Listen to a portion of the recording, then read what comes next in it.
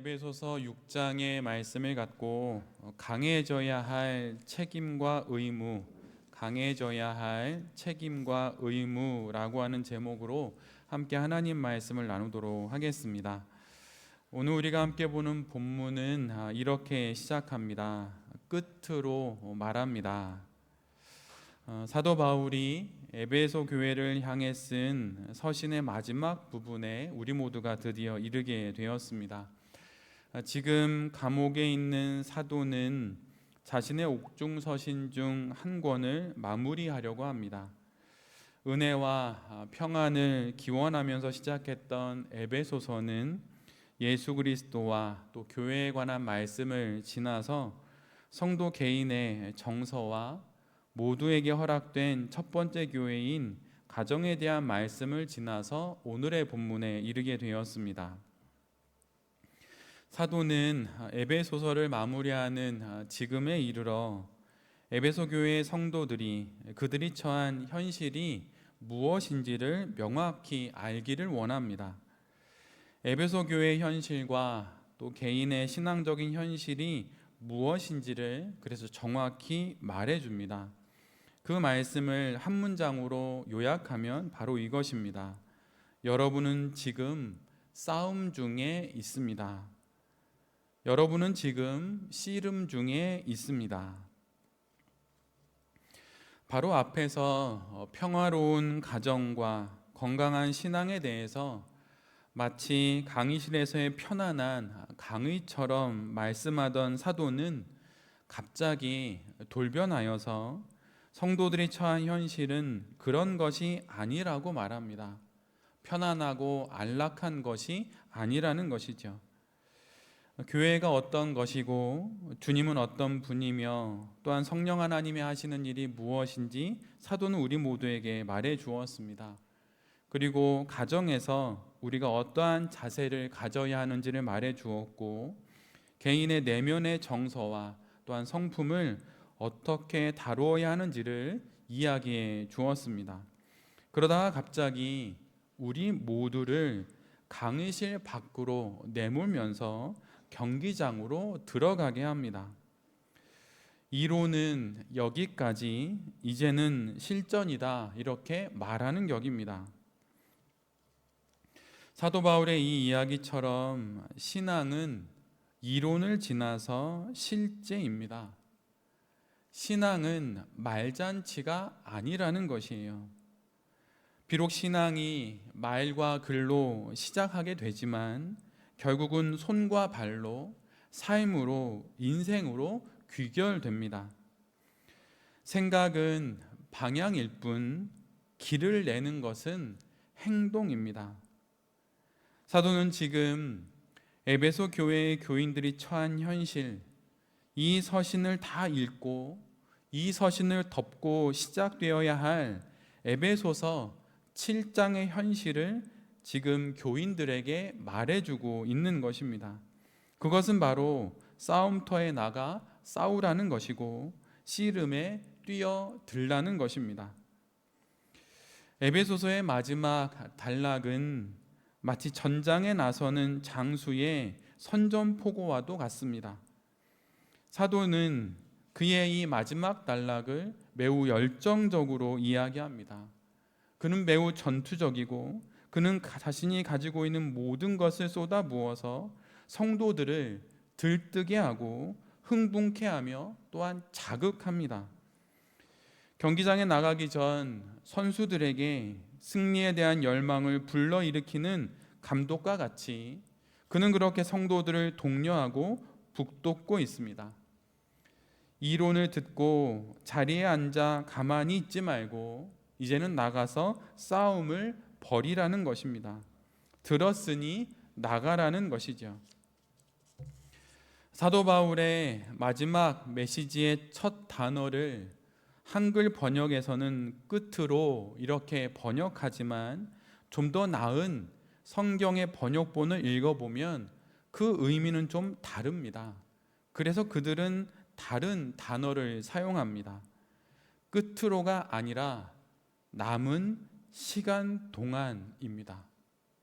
그리고 또 다른 번역에서는 이제부터는 이라고 하는 뜻입니다. 부활하신 예수님이 다시 오시기까지 그 남은 시간 동안 성도는 씨름해야 하는 것입니다. 재림하실 예수님을 기억하며 성도는 이제부터 씨름해야 하는 것입니다. 신앙은 심심풀이 종교 생활이 아니고 따뜻한 감동과 친근한 만남이 있는 그런 취미 생활도 아닙니다. 진짜 리얼한 현실을 살아내는 유일한 길이 바로 신앙입니다. 신앙은 결코 가벼운 말잔치의 놀잇감이 아니라는 것이에요. 신앙만이 우리가 살 수 있는 이 현실을 참되게 살아가는 유일한 길입니다. 그리고 우리가 살아내야 할 바로 그 싸움터가 바로 우리의 이 인생이고, 그 인생을 신앙으로만 살아갈 수 있다고 사도 바울은 우리 모두에게 이야기해 주는 것입니다. 그런데 여기서 우리 모두가 경계해야 할 것이 하나 있습니다. 싸움터, 씨름장이라고 하는 이 표현을 통해 마치 이단과 사이비와 같이 그렇게 우리의 현실을 이해해서는 안 된다는 것입니다. 씨름이지만, 싸움이지만 이단과 사이비와 같은 방식은 아닙니다. 또한 삐뚤어져 버린 그런 기독교의 모습도 아닙니다. 지금껏 우리가 에베소서 1장부터 마지막에 이르기까지 듣고 배운 대로 성령 충만으로 예수 그리스도처럼 우리 안에 거룩한 정서들을 다듬고 다루면서 하는 싸움이 바로 우리가 이후로 해 나가야 할 그 싸움인 것입니다. 이 씨름과 이 싸움을 두고 사도는 가장 먼저 우리가 마주하는 대상이 누구인지를 그러게 명확히 알기를 원합니다. 12절의 말씀처럼 우리는 사람을 상대로 하지 않습니다. 우리가 상대해야 할 그 대상은 통치자들과 권세자들과 이 어두운 세계의 지배자들과 하늘에 있는 악한 영들입니다. 우리의 상대는 이것입니다. 나를 괴롭히는 그 사람이 아닙니다. 나를 힘들게 하는 그 어떤 인물이 아닙니다. 그런 것이 우리가 벌여야 할 싸움의 대상이 아니라는 것이에요. 우리가 상대하는 것은 사람들과의 싸움이 아니라 우주적 존재와의 싸움입니다.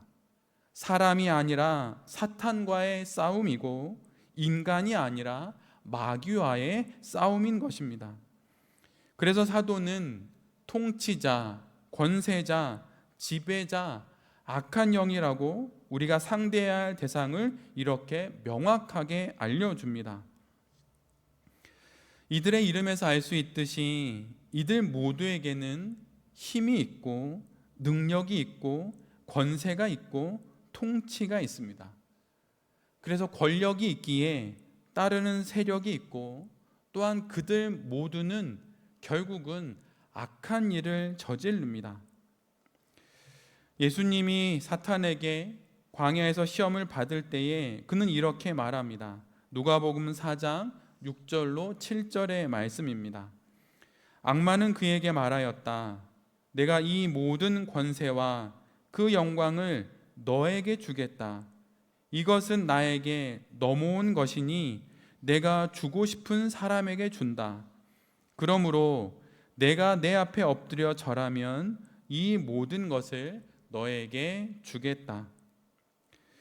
예수님께 천하 만국을 줄 수 있다는 사탄의 그 주장, 자신에게 이 땅의 권세와 영광이 있다는 그 주장과 오늘 본문의 사도 바울의 세상 통치자들에 대한 그 말씀의 맥락이 똑같이 이어지는 것입니다.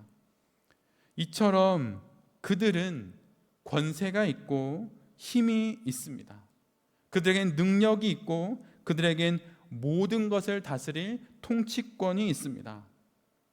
우리는 이들을 상대하는 것입니다. 그리고 또한 우리가 알아야 하는 건 이들은 악한 존재라고 하는 것이에요. 사탄은 악합니다. 그들의 그 어떤 제안과 회유도 결국은 악으로 끝납니다. 우리의 영적인 원수들에게 중립은 없습니다. 그러기에 우리에게도 중립은 없습니다. 우리는 당연히 선한 존재입니다. 이미 선한 존재로 완성되었다, 영화롭게 되었다, 그런 뜻은 아닙니다. 그러나 선한 존재로 하나님께서 우리를 칭해 주셔서 우리가 거룩하게 되었다는 것이죠. 그러기에 우리 모두는 선한 존재답게 살아가야 하는 것입니다. 의를 위하여 부르심을 받은 우리들은 의로운 자가 되어 이 땅의 삶을 살아가야 하는 것입니다. 그러나 그것들은, 권세자들과 통치자들과 악한 영들은 악합니다. 그리고 또한 그들은 교활합니다. 오늘 본문 11절에서 사도는 악마의 관계에 맞서라고 이야기하죠. 여기서 관계는 교묘한 말장난의 수준을 넘어섭니다. 그 원어적인 의미는 악마에게는 전술과 전략이 있다는 뜻입니다. 그래서 악한 영은 포악한 우는 사자처럼 우리에게 달려들기도 하고, 때로는 교활하고 간교한 뱀이 되어 우리를 유혹하기도 합니다. 또는 어떤 희망이 있는 광명의 천사처럼 그렇게 자신을 드러내기도 하지요. 이런 능수능란한 교활함이 그들에게는 있습니다. 여러분은 여기까지 에베소서의 말씀을 들으면서 어떤 생각이 드십니까? 어둠의 권세자들과 통치자들에 대한 이 사도 바울의 이야기를 들으며 혹시 영화 속 이야기처럼 듣지는 않으십니까? 그런데 이에 대해서 우리보다 훨씬 신실하게 이 땅의 삶을 살았고 이제는 주님의 품에 안긴 마틴 로이드 존스 목사는 그의 에베소서 강해에서 이렇게 이야기합니다. 나는 오늘날 교회가 부실하게 된 주된 원인 중 하나는 마귀를 잊어버리고 있기 때문이라고 확신한다. 우리는 모든 것을 우리 탓으로 돌린다. 우리는 모두 너무 심리학적인 태도와 생각을 지닌다. 우리는 이 객관적인 사실, 마귀, 적, 참소자의 존재, 실존, 그리고 그의 불화사를 알지 못한다.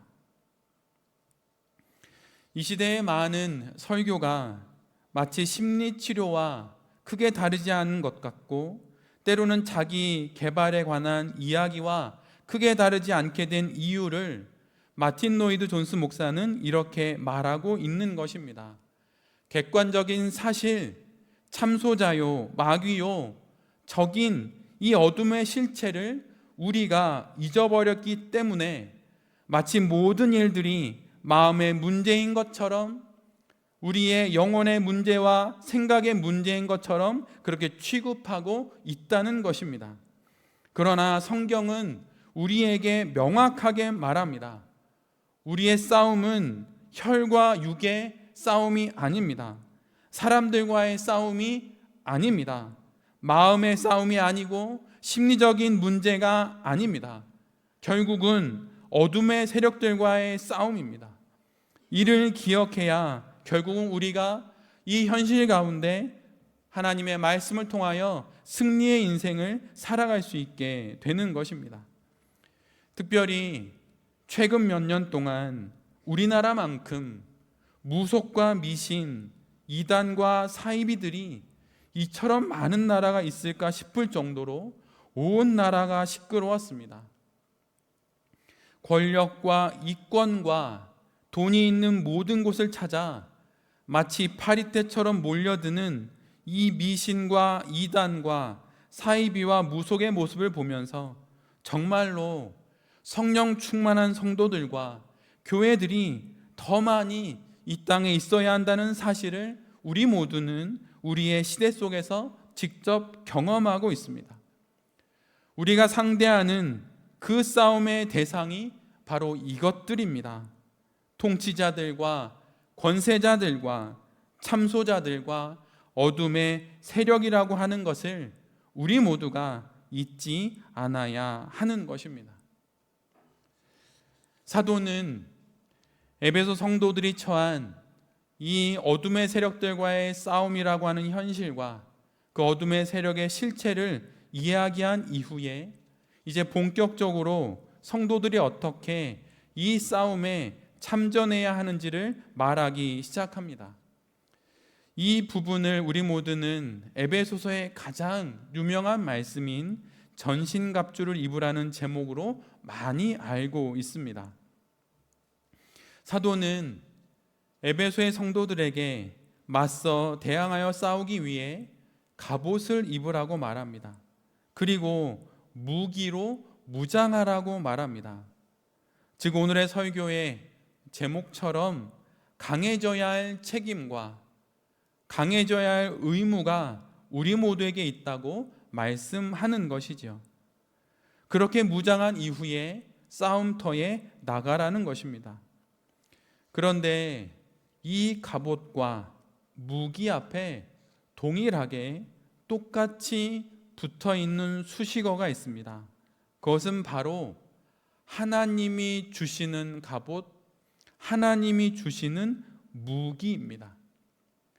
사도는 하나님이 주시는 그 갑옷을 입고 하나님이 주시는 그 무기를 들고 나가라고 합니다. 즉 우리가 이 영적인 싸움에 나아갈 때에 우리에게 필요한 그 모든 자원이 하나님으로부터 비롯된다는 것을 사도는 명확하게 우리 모두에게 말하고 있습니다.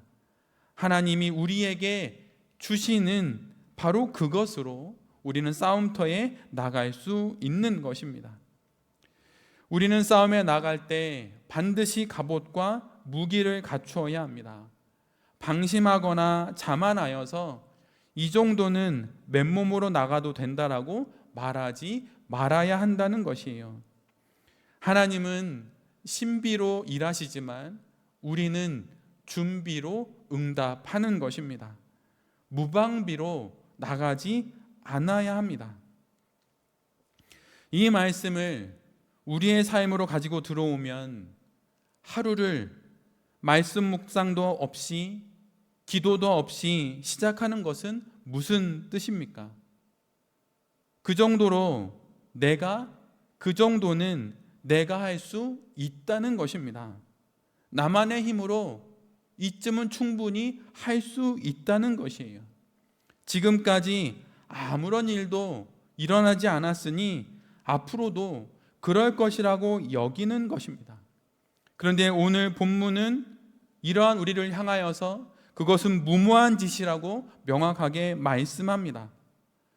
말씀 묵상하지 않는다고, 기도하지 않는다고 하나님께서 벌하신다는 그런 말이 아닙니다.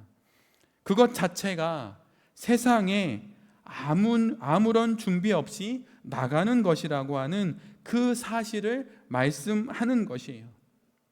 여러분의 직분이 무엇이든, 여러분의 신앙의 이력이 무엇이든 오늘 아침 말씀 묵상 없이 기도 없이 시작했다면 아무런 준비 없이 무방비로 세상에 뛰어든 것입니다. 구명조끼 없이 태풍이 치는 그 바다로 뛰어든 것입니다.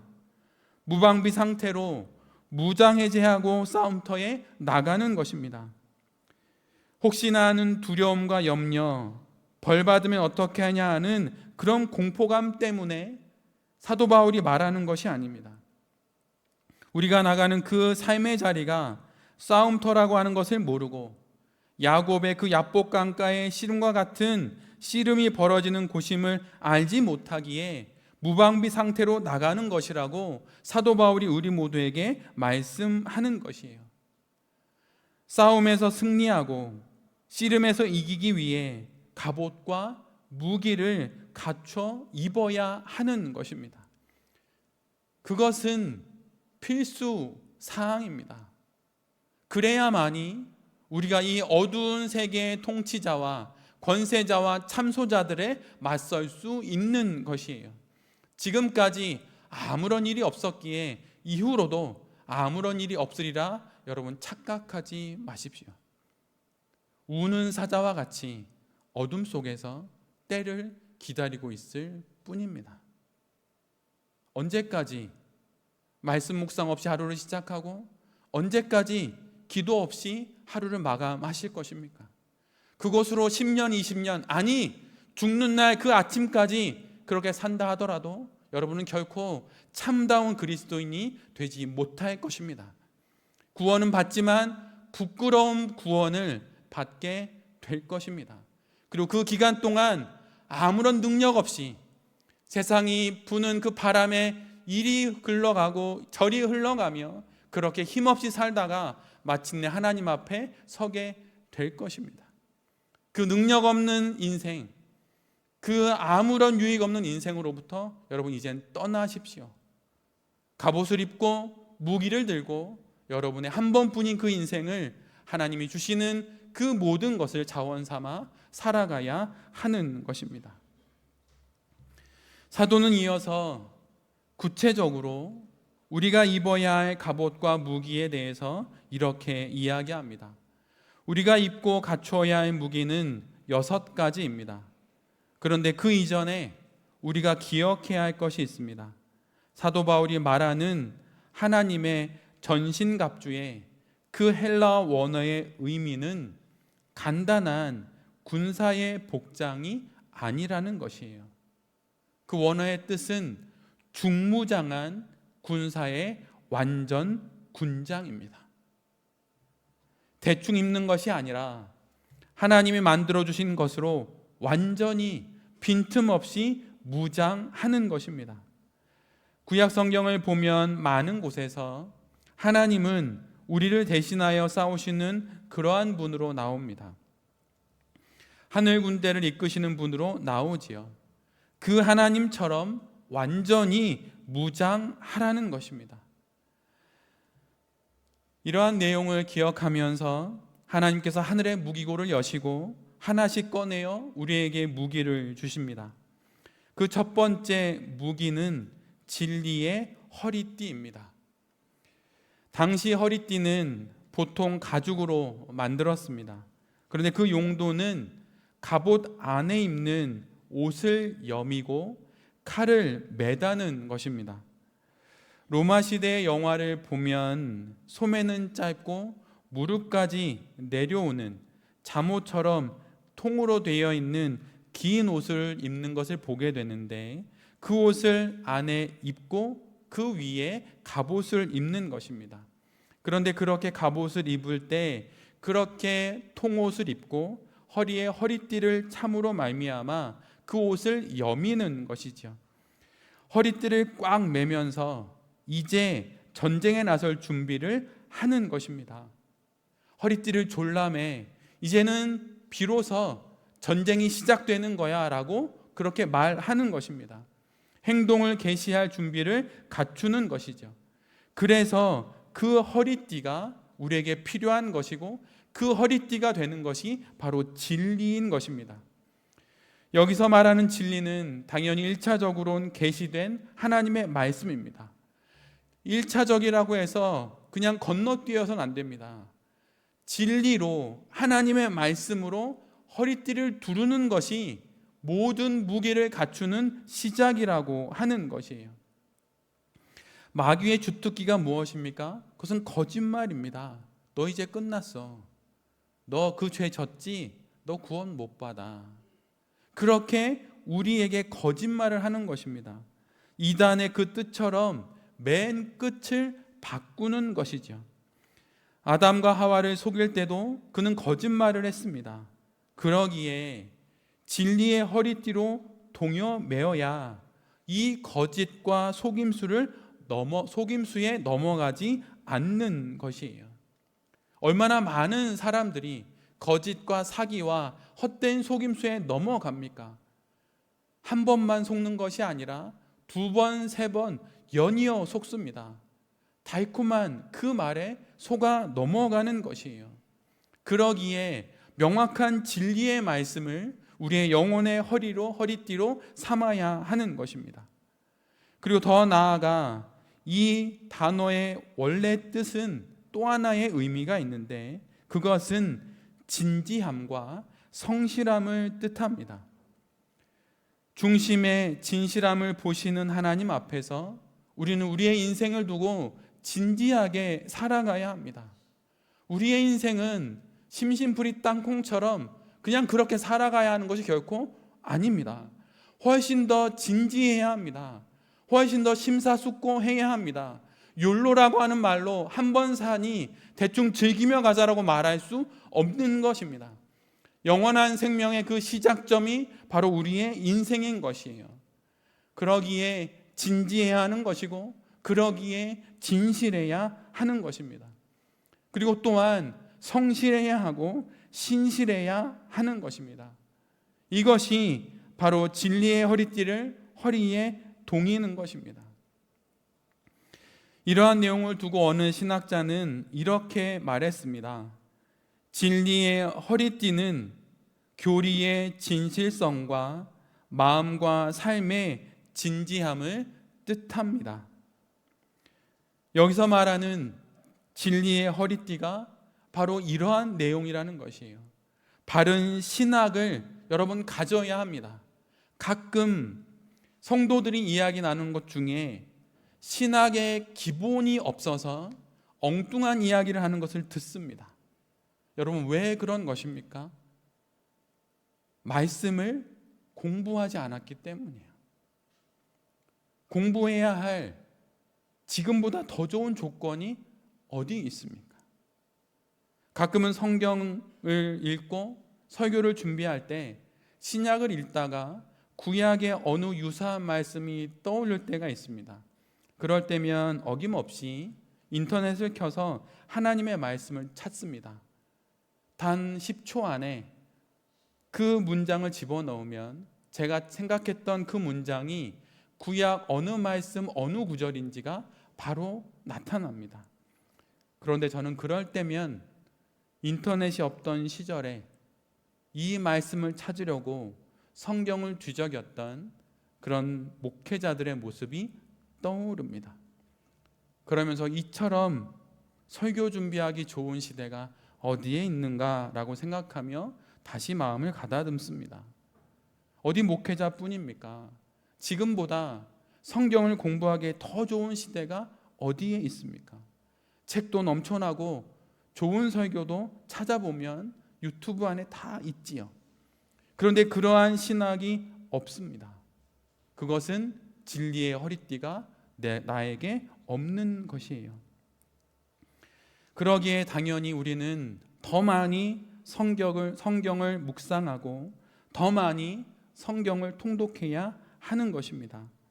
성경과 교리에 대한 지식이 없음은 곧 전쟁에 나가기 위해 가장 먼저 있어야 할 허리띠가 없는 것이에요. 칼을 허리에 차야 하는데 그것을 매달 만한 허리띠가 없습니다.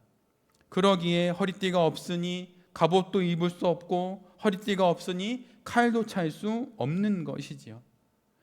하나님의 말씀에 대한 이해와 교리에 대한 지식을 가지려고 여러분 노력하십시오. 좋은 책이 넘쳐납니다. 시간이 없는 것이 아니라 마음이 없는 것입니다. 그 마음이 없기에 관심이 없고 관심이 없으니 시간을 떼어드리지 못하는 것입니다. 지금 오늘 여기서 참된 진리를 위한 시간을 떼어놓지 않는다면 여러분 이후로는 더 없을 것입니다. 설교를 하는 저를 보면서 눈에서 눈물을 흘리는 것을 여러분이 가끔 보실 텐데, 이전 교회에 있을 때는 마음이 감동해서 흘리는 눈물이 많았습니다.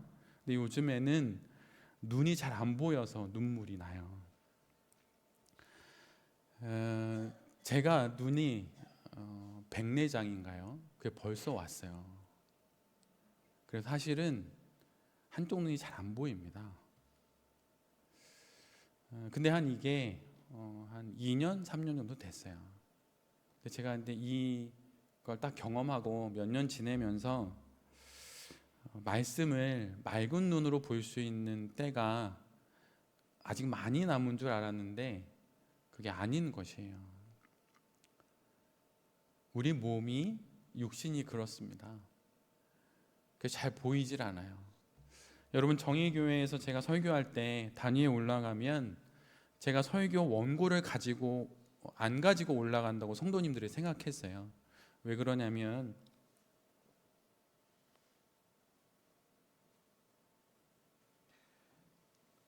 제가 설교 원고를 이 성경책 크기 정도 되는 카드에 빼곡한 글씨로 앞뒤로 만들어서 6페이지 정도 되는 걸 가지고 올라갔거든요.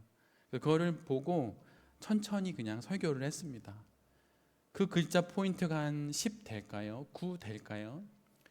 근데 지금은 12로 했다가 13으로 했다가 이제는 14포인트로 해야 겨우 보입니다. 여러분에게 건강이 허락될 때 바로 지금이 여러분이 진리의 허리띠를 허리에 동여야 할 그 시간인 것이에요. 더 늦어지지 않을 때 여러분 지금 하나님의 말씀을 가까이 하십시오. 두 번째 장비는 정의의 가슴막이입니다. 우리에게 익숙한 것은 의의 호심경이라고 하지요. 갑옷의 가슴 쪽에 호신용으로 붙이는 구리 조각을 뜻합니다. 그런데 이 표현을 통해 우리는 언뜻 우리 몸의 앞부분만을, 그렇게 예를 들면 심장만을 막아주는 것으로 이해하는데, 그러나 당시 이 가슴막이 호심경은 몸의 앞부분뿐만이 아니라 등까지 덮어주는, 말하자면 금속으로 된 조끼와도 같았습니다.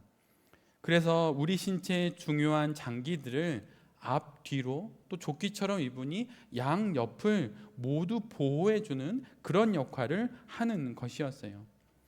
사도는 그 가슴막이로 정의를 이야기합니다.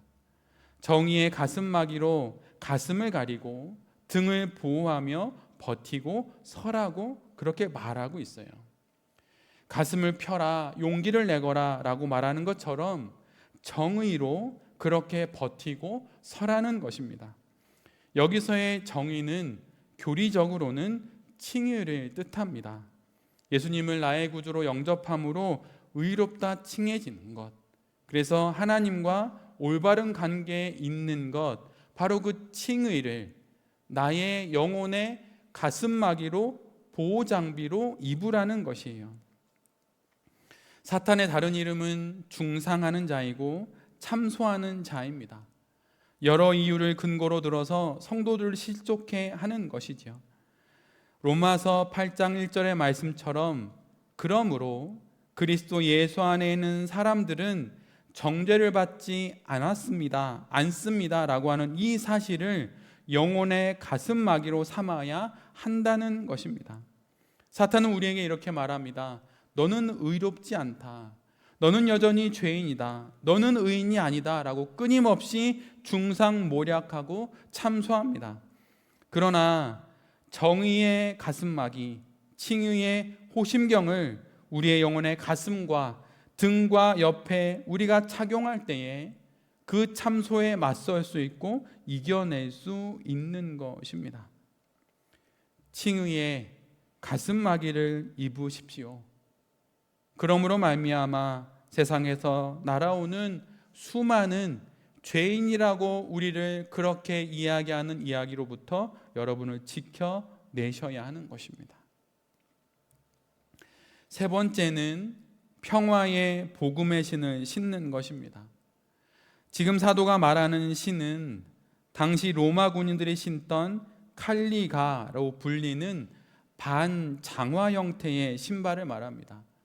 그것은 슬리퍼처럼 발가락 부분이 뚫려 있고 바닥에는 무거운 징들이 박혀 있고 발목과 정강이를 끈으로 묶는 형태의 그런 신발을 말합니다.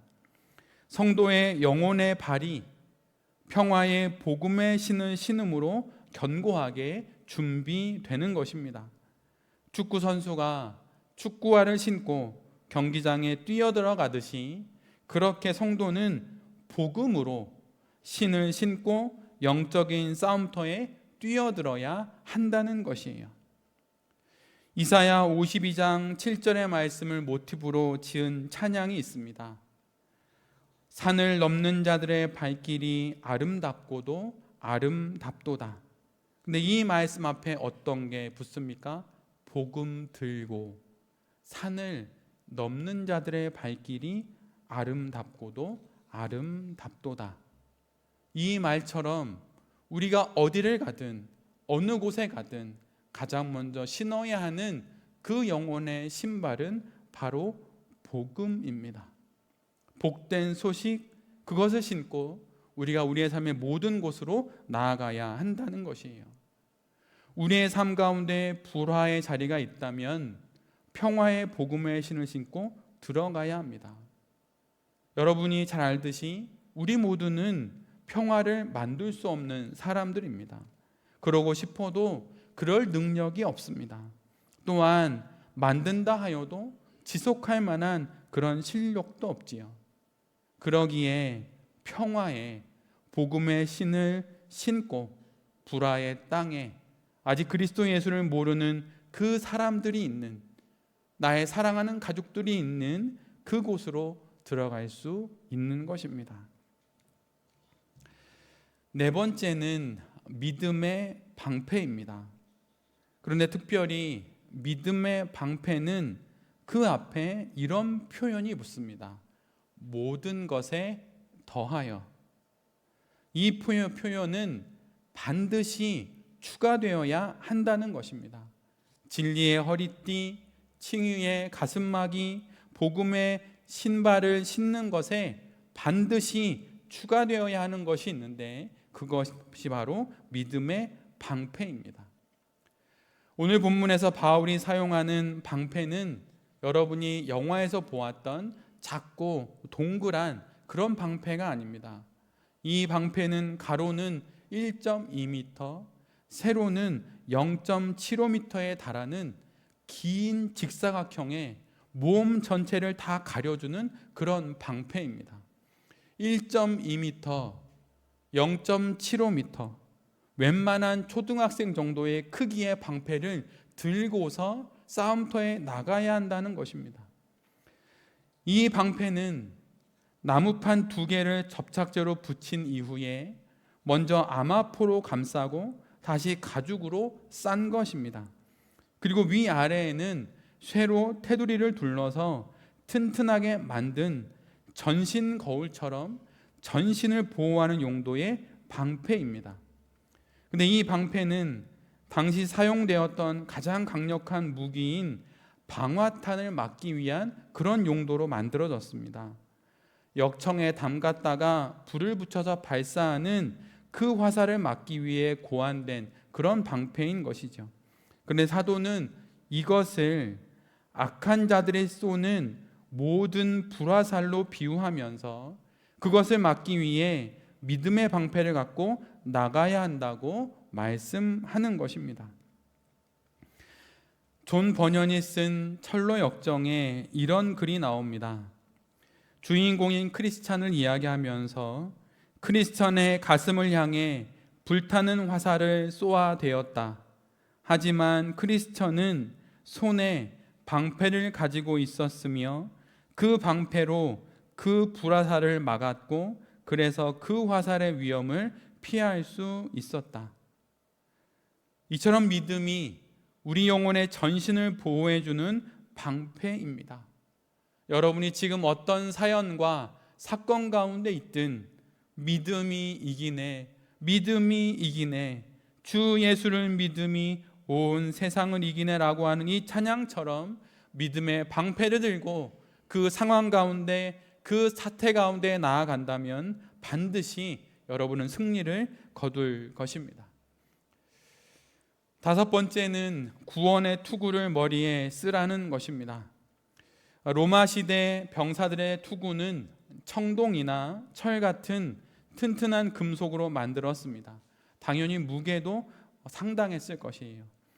헬멧처럼 머리에 쓰는 투구였는데 이런 이 투구는 그것뿐만이 아니라 머리에 쓰는 투구에 경첩을 달아서 눈을 제외한 얼굴의 앞부분까지 다 가리는 그런 투구도 있었습니다. 이런 것을 통하여서 투구는 머리를 보호하는 것이죠. 그런데 동시에 투구는 장식용이기도 했습니다. 그래서 로마 시대를 그리는 영화를 보면 투구가 그냥 미끈한 것이 아니라 투구에 깃털이 달려있기도 하면서 그런 여러 장식들이 있는 것을 보게 됩니다.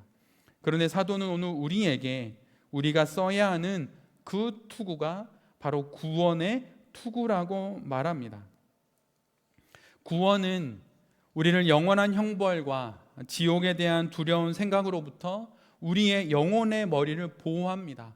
우리의 생각을 보호하는 것이죠. 하나님이 구원하셨다는 이 사실이 영혼의 적에 대항하는 가장 강력한 우리 영혼의 머리를 보호하는 방어물이 된다는 것이에요. 찰스 하치라고 하는 이가 이런 말을 했습니다. 제가 읽어드립니다. 그리스도인을 보호하고 장식하는 것, 그가 자신감과 기쁨으로 고개를 들게 하는 것은 그가 구원받았다는 사실이다. 이 말처럼 우리를 보호하는 것은 우리가 구원받았다는 사실입니다. 그리고 우리가 자랑할 수 있는 것은 우리가 구원받았다는 사실입니다. 구원이 우리가 자랑할 가장 큰 자랑입니다. 세상의 권력과 재물, 성공과 학벌, 외모 이런 것이 우리의 자랑이 아닙니다. 이것은 이생의 자랑일 뿐입니다. 하나님 앞에서 우리의 자랑은 예수 그리스도로 말미암아 구원을 받았다는 바로 이 사실입니다. 그러기에 여러분 구원을 자랑하십시오. 여러분의 가지고 있는 이 세상의 조건을 여러분 자랑하지 마십시오. 오히려 부끄러워하십시오. 그것이 없으면 신앙 인생을 살아갈 수 없기에 하나님이 주신 것일 수도 있습니다. 돈 없어도, 건강 없어도, 학벌 없어도 신실하게 믿는 그 사람들에 비해 돈 없으면 믿지 못하니, 건강 없으면 신앙을 버리니 그것을 주신 것일 수도 있다는 것입니다. 마치 어린아이의 자전거에 보조바퀴처럼 그렇게 주신 것일 수도 있습니다. 자랑이 아닙니다. 오히려 여러분 그것을 숨길 줄 알아야 합니다. 제가 들었던 한 가지 이야기가 있습니다. 여러분, 저는 단위에 올라올 때 반지 이외에는 끼고 오지 않습니다. 사실 그것은 이유가 있어요. 저 애플워치 있거든요. 용구 형제가 당근에서 중고로 구해줘서 제가 샀습니다. 애플워치 차면 몇인지 확인할 수 있고 좋지 않나요? 근데 전 차지 않는 이유가 있어요. 그것은 어느 성도로부터 이런 이야기를 들었기 때문이에요. 단위에서 어느 목사님이 이 땅의 모든 그리스도인들은 이 땅의 것을 하찮게 여기고 하늘의 것을 바라보며 신실하게 살아야 한다고 설교를 했습니다. 손을 들며 하늘의 것을 사모해야 한다고 말했습니다. 근데 그 순간 그분의 손목에 조명에 의해서 번쩍거리는 시계를 본 것이에요. 여러분, 목사님이 시계 찰 수 있습니까? 없습니까? 찰 수 있지요. 목회자에겐 주일이 가장 바쁜 그 직장의 한 시간 아닙니까? 시간을 확인하며 이쪽 저쪽 왔다 갔다 해야 하죠. 그런데 그분에게 가장 큰 시험이 되었던 건 그분이 좀 부유한 분이셨는데 그 시계가 수천만 원 하는 것을 알아보았던 거예요. 그래서 그분은 고민하다 그 교회를 떠났습니다. 이것을 놓고 다양하게 이야기할 수 있습니다. 물론 그 시계는 제가 알아보니 선물 받은 것이었어요. 여러분, 이런 경우도 있어요. 목사님이 어느 선물을 받으면 이번 주에 주중에 받았으면 그 오는 주일날 그것을 일부러 하고 갑니다. 예를 들어 주중에 넥타이를 선물 받으면 그 주일날 그 넥타이를 하고 갑니다.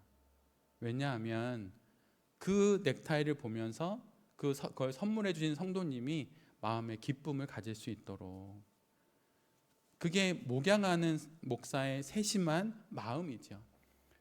그날 그 시계를 선물한 성도님이 오실 수도 있겠죠. 물론 다양하게 이해할 수도 있습니다. 우리는 좋게 이해할 수 있었으면 좋겠어요. 그런데 여러분, 행여라도 그것이 자랑으로 비춰지거나 아니면 누군가를 실족해 한다면 하지 않을 줄도 알아야 하는 것이에요. 여러분, 무엇을 자랑하시겠습니까? 여러분의 그 뛰어난 외모, 여러분 자랑하지 마세요. 여러분의 학벌 자랑하지 마세요. 있으면 감사하고, 없는 것처럼 할 필요는 없지만 있으면 감사하고 구원을 자랑하십시오. 그것이 우리의 가장 화려한 장식인 거예요. 무엇이 가장 자랑스럽습니까? 구원입니다. 저 같은 사람이 구원받았던 사실입니다. 전 그것이 가장 자랑스러워요. 이렇게 말할 수 있어야 하는 것이에요. 마지막 6번째는 성령의 검입니다. 그런데 지금까지 나온 모든 무기 중에 유일하게 공격용은 마지막 성령의 검뿐입니다. 여기서 검의 원어의 뜻은 단검입니다. 아주 작은 것이에요. 사도는 그리고 바로 뒤이어서 이 성령의 검이 무엇인지 친절하게 말씀해 줍니다. 그것은 하나님의 말씀이에요. 사실 영적 싸움의 가장 큰 예시가 되는 것은 광야에서의 예수님과 사탄의 싸움입니다. 그런데 여러분, 거기서 예수님이 무엇으로 그 사탄과의 싸움에 맞서십니까? 무엇으로 사탄을 무찌르십니까? 성령의 검, 말씀입니다. 왜 우리가 성령의 검, 하나님의 말씀, 그것을 우리의 손에 쥔 무기로 사용해야 합니까? 그것은 히브리서 4장 12절의 말씀 때문이에요. 하나님의 말씀은 살아있고 힘이 있어 어떤 양날의 칼보다도 더 날카롭습니다. 그래서 사람 속을 꿰뚫어 혼과 영을 갈라내고 관절과 골수를 갈라놓기까지 하며 마음에 품은 생각과 의도를 밝혀냅니다. 히브리 기자의 말처럼 하나님의 말씀은 우리 모두에게 가장 강력한 무기가 됩니다. 그러기에 하나님의 말씀이 없다는 것은 공격용 무기 없이 방어만 하면서 이 땅의 삶을 산다는 것이에요. 축구 경기를 하는데 계속 전후반 45분 수비만 하면서 이길 수 있다고 생각하는 것입니다. 그건 어리석은 것이에요. 착각입니다. 스포츠를 두고 하는 이 말, 공격이 최선의 방어다라는 말처럼 성령의 검인 하나님의 말씀을 갖고 싸워야 하는 것입니다. 하나님의 말씀 없이 싸움을 이길 수 없습니다. 여러분, 이길 수 없습니다. 결코 이길 수 없습니다. 성격으로, 성품으로 참고 착하게 하는 것으로 결코 싸움을 이길 수 없습니다. 말씀이 있어야 합니다. 이것만이 우리의 유일한 공격용 무기인 것이에요. 이상의 모든 6개를 하나님께서 우리에게 공급해 주십니다. 하나님께서 천국의 무기고를 여시고 우리에게 하나씩, 마치 군대에 가면 무기고를 열고 군인들에게 총을 하나씩 나누어 주듯이 그렇게 나누어 주시는 것이에요. 진리의 허리띠를 주시고 의의 오심경을 주시고 평화의 복음의 신을 주시고 믿음의 방패를 주시고 구원의 투구를 주시고 성령의 검을 우리에게 주십니다. 그러나 정말 중요한 것은 우리는 그것을 받아서 입고 들고 손에 우리가 스스로 쥐어야 한다는 것이에요.